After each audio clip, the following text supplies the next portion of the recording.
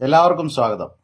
സാമൂഹ്യ മാധ്യമങ്ങളിലും മുഖ്യധാരാ മാധ്യമങ്ങളിലും പ്രിയപ്പെട്ട കാന്തപുരം ഉസ്താദിന്റെ ചിത്രങ്ങളും ഉസ്താദിനെ ആശംസിച്ചും പ്രശംസിച്ചുമൊക്കെയുള്ള വാർത്തകളാണ്. ജനാധിപത്യ മതേതര വിശ്വാസികളായ ഓരോ മലയാളിക്കും അഭിമാനിക്കാവുന്നതും ആശ്വസിക്കാവുന്നതുമായ ദിവസം. കാരണം ഉസ്താദിന്റെ ഇടപെടൽ ഈ അവസാന നിമിഷത്തിൽ ഉണ്ടായില്ല എങ്കിൽ കേന്ദ്ര സർക്കാർ പോലും സമ്മതിച്ചതാണ് നയതന്ത്ര തലത്തിൽ ഇടപെടുന്നതിന് പരിമിതികളുണ്ട് എന്ന്.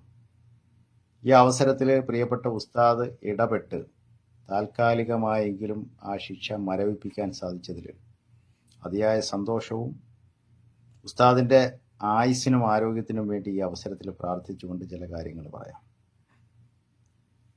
പ്രിയപ്പെട്ട ഉസ്താദ് ജീവിതത്തിൽ ആദ്യമായിട്ട് നടത്തുന്ന ഒരു മാനുഷിക മൂല്യമുള്ള പ്രവൃത്തിയല്ലിത്. അനാഥകൾക്ക് ആശ്രയമായ ഉസ്താദ്, കേരളത്തിനകത്തും പുറത്തും നിരവധി വിദ്യാഭ്യാസ സ്ഥാപനങ്ങൾക്ക് നേതൃത്വം നൽകുന്ന ഉസ്താദ്. ഇവിടെ അദ്ദേഹം ഇടപെടാനുണ്ടായ കാരണം ഞാൻ മനസ്സിലാക്കുന്നത്, വിശ്വാസപരമായി അദ്ദേഹം മനസ്സിലാക്കിയ ഒരു കാര്യം, ഭൂമിയിലുള്ളവരെ സഹായിക്കൂ, ആകാശത്തിലുള്ളവൻ നിങ്ങളെ സഹായിക്കുമെന്നാണ്.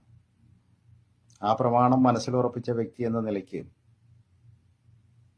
കോടതിയുടെ തീരുമാനത്തെ മാറ്റണമെങ്കിൽ, ശിക്ഷയെ മാറ്റണമെങ്കിൽ കൊല്ലപ്പെട്ട വ്യക്തിയുടെ കുടുംബം മാപ്പ് കൊടുക്കണം.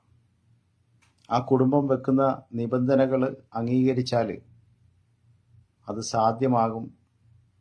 അതിന് വിശ്വാസപരമായിട്ട് വിശ്വാസ നിയമങ്ങളിൽ സാധ്യതയുണ്ട് എന്നുള്ളത് അദ്ദേഹം പ്രയോജനപ്പെടുത്തിയതാണ്.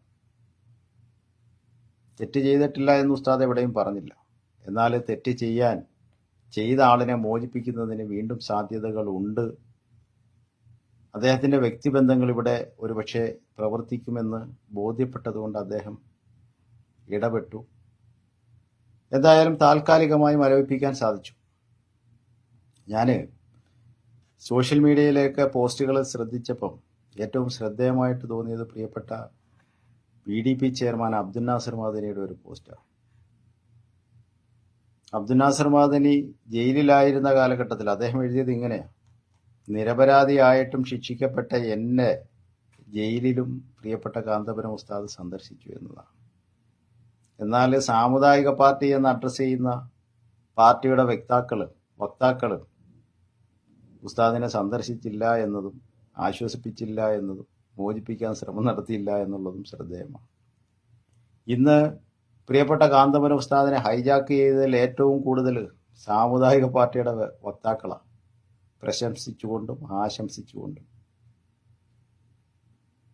അതോടൊപ്പം തന്നെ മുഖ്യധാരാ മാധ്യമങ്ങളും കേരളത്തിലെ സാമൂഹ്യ മാധ്യമ പ്രവർത്തകരും എടുത്തു പറയാതെ പോയ ചില സംഭവമുണ്ട്.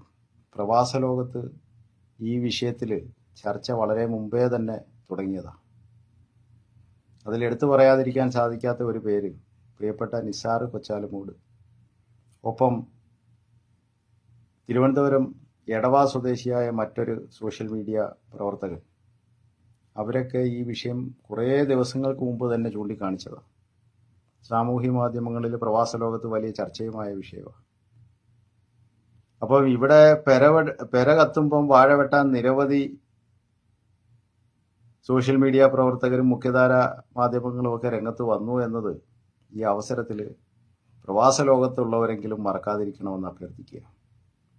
എന്തായാലും ഉസ്താദിൻ്റെ ദീർഘായുസിനും ആരോഗ്യത്തിനും നിമിഷപ്രിയയുടെ മോചനത്തിനും വഴികൾ തെളിയട്ടെ എന്ന് പ്രാർത്ഥിച്ചുകൊണ്ട് താങ്ക്സ് ഫോർ വാച്ചിങ്.